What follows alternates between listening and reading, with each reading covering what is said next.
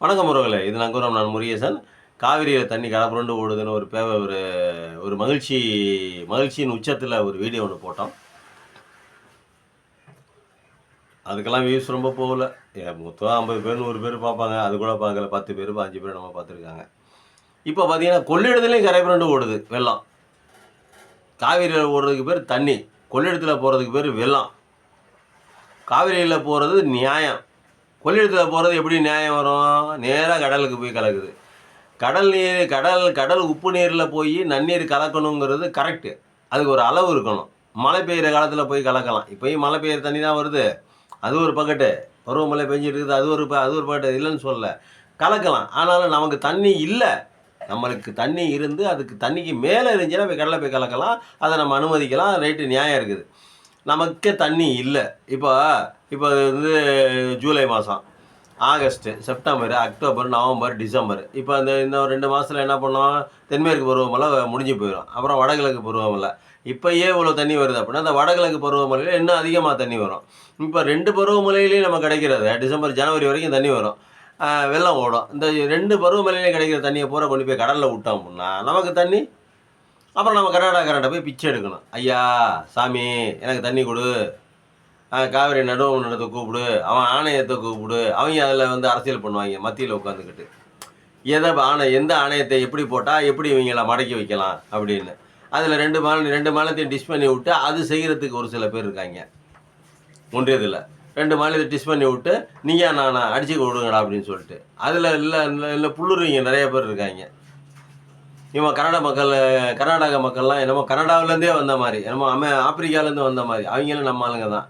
ஆனால் நம்ம சிண்டு முடிஞ்சு விடுறதுக்குன்னே மத்திய ஒன்றிய அரசு, எந்த அரசாக இருந்தாலும் சரி, மத்திய ஒன்றிய அரசு என்ன பண்ணோம் அப்படின்னா ஏதாவது ஒரு கோல்மாலை பண்ணி விட்டு நம்மளை சிண்டு முடிஞ்சிக்கிட்டு இருக்கோம். தண்ணியை கொடுங்கடா, சவுண்டு இல்லாமல் திறந்து கொடுங்கடா. சவுண்டு இல்லாமல் திறந்து விட்டால் வேலை முடிஞ்சு போச்சு. ஆனால் சவுண்டு இல்லாமல் திறக்க விட மாட்டாங்க. அதை 4 பேர் பேசி பிரச்சனையாக்கி அதை அரசியலாக்கி அதை ஓட்டு வங்கிக்கு பயன்படுத்தி நம்மளை கொள்ளையில் விட்டு, கர்நாடகாவையும் கொள்ளையில் விட்டு 2 பேர்த்தையும் முட்டிக்க விட்டு இவ்வளோ வேலை பார்ப்பாங்க இந்த இதில். அதுக்கு தான் என்ன சொல்கிறோம், ஏற்கனவே ஒரு காணொலி போட்டிருக்கிறேன். ஒரு 2-3 வருடங்களுக்கு முன்னாடி ஒரு காணொலி போட்டிருக்கேன். எப்படின்னா, அந்த கொள்ளிடத்தில் மட்டுமாவது தடுப்பணைகள் கட்டலாம். 1 கிலோமீட்டருக்கு ஒரு தடவை ஒரு 10 அடி உயரத்துக்கு ஒரு தடுப்பணைகள் கட்டலாம். அதை வந்து ஒரு 2 மதகு வச்சு கட்டலாம். மதகு வச்சு திறக்கிற மாதிரி கூட கட்டலாம். ஏன்னா தண்ணி அழுக்காச்சுன்னா திறந்து விட்டுறணும்ல, அது அப்படி கூட கட்டலாம். அப்படி கட்டி அதுக்கப்புறம் என்ன பண்ணலாம், அந்த தண்ணி 10 அடி தண்ணி நிற்கிது, அதாவது போட்டு விடலாம், குழந்தைங்க விளையாடலாம். இப்போ திருச்சியில் எடுத்துக்கங்க, திருச்சியில் என்டர்டெயின்மெண்ட் எதுவும் மேலே முக்கமூர் ஒன்று இருக்குது, கல்லணை ஒன்று இருக்குது, மலைக்கோட்டை இருக்குது. அவ்வளவுதான். ஒரு சுற்றி பார்க்கக்கூடிய இடங்கள்லாம் திருச்சியில் அவ்வளோதான் இருக்குதுன்னு வச்சுக்கங்களேன். அது 1 கிலோமீட்டருக்கு ஒரு தடவை ஒரு 10 அடி உயரத்துக்கு தண்ணியை தேக்கி தடுப்பணைகள் கட்டி அந்த தண்ணி அங்கே நின்றுச்சுன்னா நமக்கு நிலத்தடி நீருக்கும் கொஞ்சம் பிரச்சனை இல்லாமல் இருக்கும், விவசாயத்துக்கும் வருஷம் பூரா தண்ணி கிடச்சிக்கும். அந்த தண்ணி நின்றுச்சுன்னா அங்கே மக்கள் போக வர, விளையாட, குளிக்க, கொள்ள ஏதாவது ஒன்று பண்ணிக்கலாம். அழுக்காச்சுன்னா திறந்து விட்றலாம், ஒன்றும் பிரச்சனை இல்லை. கடலுக்கு போனால் போயிட்டு போகுது. கடைசி 2 மாதம் சரி சும்மா போடா எல்லா மதக்கு திறந்து விடுங்கப்பா அப்படி. இல்லை அழுக்கு எது ரொம்ப ஆகுதோ அதை தாண்டி திறந்து விடலாம். 1 கிலோமீட்டருக்கு ஒரு தடவை 10 அடி உயரத்துக்கு தடுப்பணை. இப்போ திருச்சி கொள்ளிடத்துக்காரையில் நம்ம கட்டியிருக்காங்க. திருச்சியில் கொள்ளிடத்தில் கட்டியிருக்காங்க. ஒரு தடுப்பணை மாதிரி கட்டி அங்கே தண்ணியை கொஞ்சம் தேங்கி நிற்கிது. ஏதோ ஒன்று பண்ணியிருக்காங்க, பார்க்கறதுக்கு நல்லா இருக்குது.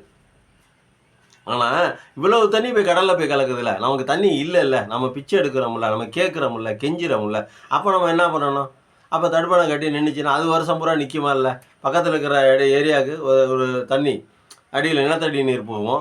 அவன் போர் போட்டு எடுத்துக்குவான். ஒரு விவசாயத்துக்கு தண்ணி போட்டால் போர் போட்டு எடுத்துக்குவாங்க. விவசாயம் பஞ்சம் இல்லாமல் நடக்கும். காவிரி டெல்டாலே அதே மாதிரி தான். டெல்டாவை தாண்டி தானே போய் தண்ணி கடலில் கலக்குது. அது வரைக்கும் தடுப்பணைகளை வரிசையாக சேலத்துலேருந்தே மேட்டூர்லேருந்தே ஒரு கிலோமீட்டருக்கு நம்ம அங்கேருந்தே நம்ம கட்ட சொல்லாது. காவிரியில் அது சேலத்துக்கு இப்போ முக்கம்பூருக்கு அங்கிட்டு காவிரி ஏறிச்சு. முக்கம்பூருக்கு இங்கிட்டு தான் 2ஆக பிரியுது, காவிரி தனியாக கொள்ளிடம் தனியாக. அப்போ முக்கம்பூர்லேருந்தே கூட ஒரு அடிக்கு ஒரு ஒரு கிலோமீட்டருக்கு ஒரு தடவை ஒரு தடுப்பணை கட்டலாம். இப்போ முக்கம்பூர்லேருந்தே நம்ம திருச்சிக்கு வந்து ஒரு 2 கிலோமீட்டர் வரும்னு வச்சுங்களேன். இதுக்குள்ளேயே ஒரு 2 தடுப்பணை கட்டலாம். இந்த கல்லணை தாண்டி ஒரு வரிசையாக 1 கிலோமீட்டருக்கு ஒரு தடவை எங்கிட்டு போகுது அங்கிட்டலாம் ஒரு தடுப்பணை கட்டி வச்சா கொள்ளிடத்துக்கு போகிறத வாய்க்கால தானே நம்ம தண்ணியை தானே நம்ம தேக்க போகிறோம். காவிரியில் போகிற தண்ணியை நம்ம தேக்க போகிறதில்ல.